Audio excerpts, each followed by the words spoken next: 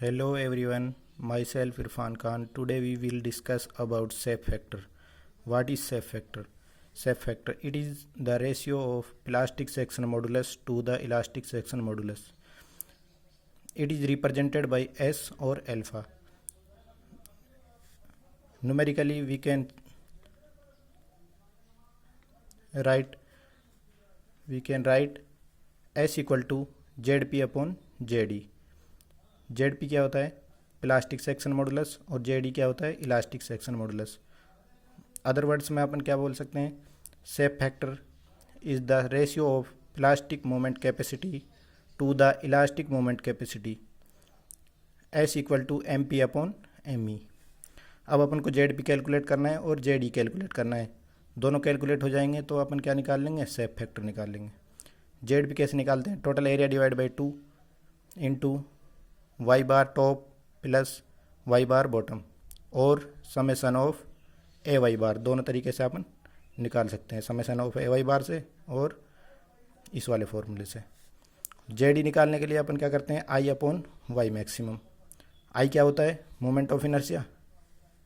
Y maximum क्या होता है? Maximum distance of extreme fibre from horizontal centroidal axis. ये वाला इस डायग्राम में अपन देखते हैं कि वाई टॉप क्या होता है, वाई बॉटम क्या होता है, वाई मैक्सिमम क्या होता है. ये कोई रेक्टेंगल है, इसमें क्या है? ये वाली विड्थ बी है और डेप्थ क्या है? डी है. ये सेक्शन और ये क्या है? Centroidal axis. क्योंकि ये क्या है? इक्वल एरिया एक्सिस है. सेंट्रोइडल एक्सिस और इक्वल एरिया एक्सिस एक ही जगह होगी क्योंकि ये क्या है? सिमेट्रिकल सेक्शन है. तो अपन ये क्या करते हैं? वाई मैक्सिमम क्या होता है? ये वाला सेंट्रोइडल एक्सिस से टॉप फाइबर तक, यहाँ तक जो भी दोनों में, नीचे की तरफ और ऊपर की तरफ जो भी दोनों में मैक्सिमम होगा वो क्या होगा? वाई मैक्सिमम होगा, ये वाली डिस्टेंस.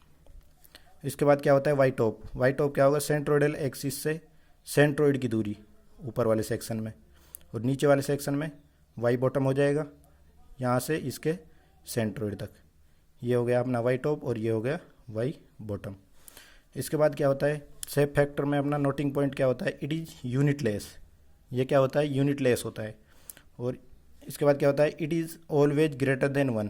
इसकी वैल्यू जो जितने भी अपन अलग अलग शेप के लिए शेप फैक्टर निकालेंगे तो उनमें सब में वैल्यू 1 से अधिक आएगी. It is depend upon geometry of section. ये क्या है? जियोमेट्री पे डिपेंड करता है, सेक्शन की पे. अलग अलग टाइप के सेक्शन के लिए अलग अलग मोमेंट ये शेप फैक्टर आएगा. शेप फैक्टर डिफरेंट शेप के लिए ऑब्जेक्टिव पॉइंट ऑफ व्यू से क्या है? इंपॉर्टेंट है. शेप फैक्टर आते हैं अलग अलग, कोई भी अपन को दे देगा, कोई भी शेप दे देगा, उसके अकॉर्डिंग अपन क्या पूछेगा? शेप फैक्टर पूछेगा उसके अकॉर्डिंग. रेक्टेंगल के लिए क्या होता है? 1.5. स्क्वायर के लिए भी 1.5 होगा. सर्कुलर सेक्शन के लिए 1.697 या लगभग मान लेते हैं 1.7. डायमंड के लिए क्या होगा? 2 होगा. ट्राइंगल के लिए 2.34. ये होता है ऑब्जेक्टिव पॉइंट ऑफ व्यू से. अब अपन सब्जेक्टिव के लिए निकालते हैं, अलग अलग के लिए ये चीज़ें कैलकुलेट करते हैं. अब अपन देखते हैं, फाइंड करते हैं रेक्टेंगल के लिए shape factor. Find out the shape factor of rectangular section. ये अपन क्या बना लिया? रेक्टेंगल बना लिया. इसमें क्या है? ये न्यूट्रल एक्सिस या सेंट्रोइडल एक्सिस, या इसको क्या बोल देते हैं अपन? Equal area axis. यहाँ से यहाँ तक ये क्या हो जाएगा? वाई टॉप बार, और ये यहाँ से यहाँ तक इसके सेंट्रोइड तक वाई बॉटम बार.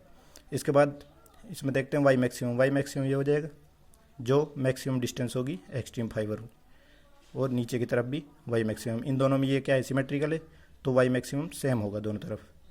ये क्या हो जाएगा? D/2.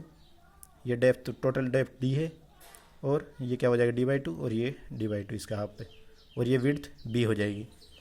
इसके बाद अपन क्या निकालना होता है? Shape factor. S equal to ZP upon ZD. S equal to ZP upon ZD. अब अपन क्या चाहिए? ZP चाहिए. ZP निकालने के लिए क्या करेंगे अपन? टोटल एरिया डिवाइड बाई 2 करेंगे. Total area divide by 2, y top bar plus y bottom bar. अब अपन को पता है टोटल एरिया क्या होता है? इसके रेक्टेंगल का एरिया क्या होगा? B into D divide by B into D divide by 2 into y top bar. Y top bar यहाँ से यहाँ तक का सेंट्रोइड, ये टोटल कितनी है? D/2 है, तो यहाँ से यहाँ तक इसका हाफ क्या हो जाएगा? D/4 हो जाएगा. ये वाला D/4 प्लस उसी तरह अपन वाई बॉटम निकाल लेंगे. वाई बॉटम क्या हो जाएगा? D/4. इसी के अकॉर्डिंग ये d/2 है, तो इसका हाफ पे सेंट्रोइड पे क्या हो जाएगा, d/4 हो जाएगा। इससे अपन क्या निकाल लेंगे, जेड पी निकाल लेंगे। जेड पी क्या हो जाएगा, BD² divide by, Z P क्या हो जाएगा, BD²/4। इसी तरह अपन क्या निकालेंगे, जेडी की वैल्यू निकालेंगे। जेडी निकालने के लिए क्या होता है, I/y मैक्सिमम। आई क्या होता है, मोमेंट ऑफ इनर्शिया, और y मैक्सिमम ये वाली डिस्टेंस। ठीक है, इसके बाद अपन क्या करते हैं, मोमेंट ऑफ इनर्शिया। रेक्टेंगल के लिए मोमेंट ऑफ इनर्शिया क्या होता है, BD³/12 होता है। और y मैक्सिमम क्या हो जाएगा, यहाँ से यहाँ तक की डिस्टेंस d/2, ये क्या हो जाएगी, d/2। BD³/12 divide by y maximum क्या है, d/2, तो ये क्या हो जाएगा टोटल, BD² डिवाइड बाई 6। अब क्या करेंगे अपन, सेफ फैक्टर निकाल देंगे। जेड पी की वैल्यू रख देंगे BD²/4, और जेडी की वैल्यू रख देंगे BD²/6, ये वाली। अब इससे BD² से BD² कट जाएगा, 6/4 आ जाएगा। 6/4 से क्या आ जाएगा, 1.5। तो अपन पहले ही देखा था, ये सेफ फैक्टर क्या हो जाएगा रेक्टेंगल के लिए, 1.5 आ जाएगा। इसी तरीके से अपन किसके लिए निकाल लेते हैं, स्क्वायर के लिए। स्क्वायर में क्या होगा, दोनों डायमेंशन सेम रहेंगी, b = d, दोनों में क्या मान लेंगे इनको, b, इसको भी मान लेंगे और इसको भी b मान लेंगे। यहाँ से अपन क्या निकालेंगे, जेडी की वैल्यू निकालेंगे। जेडी क्या होता है, I/y मैक्सिमम। जेडी, अब देखो क्या मोमेंट ऑफ इनर्शिया स्क्वायर के लिए क्या होगा, ये दोनों BD²/BD³/12, BD³ यहाँ पे b तो b है, और d क्या है, ये भी अपन ने क्या माना है, b माना है। तो b⁴ divide by 12 divide by y maximum क्या होगा, वही b/2। ठीक है, ये क्या है, सेंट्रोइडल एक्सिस है ये वाली, इससे ये क्या है, b/2 है, और ये b/2 है। तो ये क्या हो जाएगी, y मैक्सिमम दोनों में सेम है, इसमें भी और इसमें भी। अब यहाँ क्या करेंगे अपन, जेड की वैल्यू निकाल लेंगे। जेड की वैल्यू क्या आ जाएगी, B³/6। इस तरीके से अपन क्या करते हैं, जेड पी की वैल्यू दोनों तरीके से निकाल सकते हैं अपन, समेशन ऑफ AY बार से, और वो पहले वाला फॉर्मूला जो मैंने बताया था, area total divide by 2 into y top bar plus y bottom bar से, दोनों से निकाल सकते हैं।